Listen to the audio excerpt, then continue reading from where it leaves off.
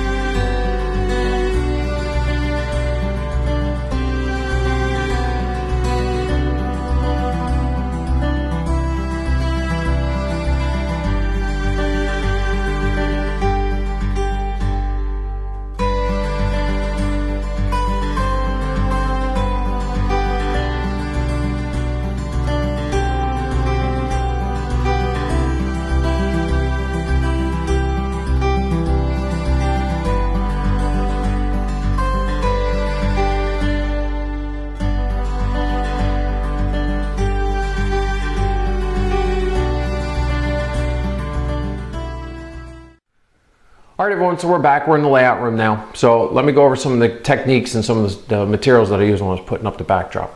First off, the backdrop. I actually used a 1/8 inch tempered hardboard or masonite, depending on where you go to pick it up, because masonite's actually a brand name. Then what I did is I used 1x2s with sheetrock screws right to the studs. So every 16 inch there's a 1x2, and then the hardboard is attached to the stays that I put up. Now, when you're picking out your stays, I use 1x2s. You notice those are usually really twisted and warped. The guy at the lumber place gave me a tip. He said to when you pick them up, make sure you get them that they're bundled together with the plastic bands, because the plastic bands keeps them straight and doesn't allow them to warp as much. So this way it makes it a lot easier, so you're not sifting through the whole pile looking for good wood. Next, what I did is I attached the tempered hardboard to the stays. I used sheetrock screws, and I used Loctite PL Premium construction adhesive with a caulk gun. I felt that the construction adhesive just makes it a little more secure. There's not a lot of movement, there's no sponginess, just a little extra. I used sheetrock screws. Now, initially I was going to use a brad nailer and brad nail it up to the stays. But when I did that, when I started to curve it in the corners to make the corners coved out, the brad nails just pulled out. So I just resorted to sheetrock screws. When I was cutting my pieces, I made sure to allow some gap on the bottom and gap on the top. The reason I did this is I wanted to account for expansion and contraction down here with the change of environment. So this way there's no cracking or there's no warping of the backdrop. And this is key, because when we get down to photography, we want our backdrop to look really seamless. We don't want to see any imperfections. So once the construction adhesive had set up for a day, I came back down with a palm sander. I went over all the joints, all the screw holes with the palm sander, just to shave it down and make it nice and smooth. This way, so when I got to my spackle phase, it was just that much less work I had to do. Spackle. When I went to do the spackle, I just used regular US gypsum spackle. I actually used the spackle with the blue lid. It's just because that's what I'm used to working with. Now when you go there to pick out your spackle, the different color lids are different types of textures, and it just all depends on what you like working with. So then I took and taped all the joints. My personal preference is I use just regular standard paper tape. I find that that was just a little, it has a lower profile. I don't know if it's true or not, but I just generally had problems with the self-adhesive mesh tape of trying to cover up all that grid. And when I was sanding, you have a tendency to sand a little too much and then that grid shows through your spackle. So I just went ahead and used paper tape. Once I did 3 coats of spackle, I let the spackle dry. I wiped it down with a cloth to get all the sanding dust down, and then I went and primed the board. I used a standard sheetrock prime sealer, and that's where we're at. Okay, so curving the backdrop around the Peninsula wasn't going to work. I tried a couple different ways, and I just couldn't make it tight enough because my wall was only the width of a 2x4. I could have made it curved, but the curvature of the tempered hardboard would have been so large that it would have really eaten up the end of the Peninsula and pretty much make it useless. So looking for ideas, I turned to YouTube. I started looking up different wall configurations and edgings and sheetrock, and I found this website. I think the channel is called Precision Tapers, and they were talking about a bull-nosed corner bead. Never heard of him before. They make these real rounded edges, and what it looks like is it's a piece of vinyl like this. Let's see if we can hold this up here. Piece of vinyl. It's got the holes on the edge, and the profile looks like that. So what you do with this is there's a couple different ways to install it. Check it out on YouTube, see how they did it. What I did was I used spray adhesive. I put spray adhesive on this edge and on this edge, and then I took the corner bead and stuck it up there like that. So if you look on your profile, your corner bead, there's actually a little indentation in here, and then there's a lip. So what you have to do is you have to build up your spackle up to that corner line. Then over here, this corner, this edge here on this actually has no spackle on it. I just sanded it smooth and then primed right over the piece of the vinyl. It actually came out pretty well. I'm very happy with it. So I think that's where we're going to go with that. The other material that I used, where the backdrop met the sheetrock over by the Sayrehurst and Toms River Industrial section, it was kind of a nice. It was a real jagged looking corner. So I use what's called an inside paper bead. So it has a metal on the back side, and then it's paper on this side. So you glue this up in there. The metal corner gives the inside some rigidity, so you don't, if it gets banged or anything like that. Actually turned out pretty well. Pretty happy with that. And the way this install goes with this, it's just like when you're doing paper tape. I put a layer of spackle behind it as a glue, stuck it up in there, squeegeed out all the spackle behind it, let it dry for a day, then came back, and then you just build up your layers of spackle on the paper on the inside. Well, I'm sorry, what you're looking at, the face of it. So lessons learned. First and foremost, I had never worked with tempered hardboard before. If you haven't done so, I suggest you do some tests, get used to it, because when it came to the Peninsula, I had an idea that I was going to be able to curve the masonite around the end of the Peninsula. The Peninsula wall was only the width of a 2x4. It was too extreme of a curve for the masonite, and I kept breaking the boards. Also with the corners, I had expectations that my corners were going to be a lot tighter. Again, I broke a board trying to force it into the corner. So if you're going to use the tempered hardboard as a backdrop, I highly recommend that you do some tests and see how flexible it actually is, because it's flexible, but to a point. Next, the brad nailer. Yeah, it sounded like a great idea, but it was going quickly with the brad nail, but once I got to the curves, the brad nails just pulled out and they were kind of useless. So maybe it might work for the fascia board, but when we're trying to do some bending and make curves in the corners, the brad nails just didn't hold.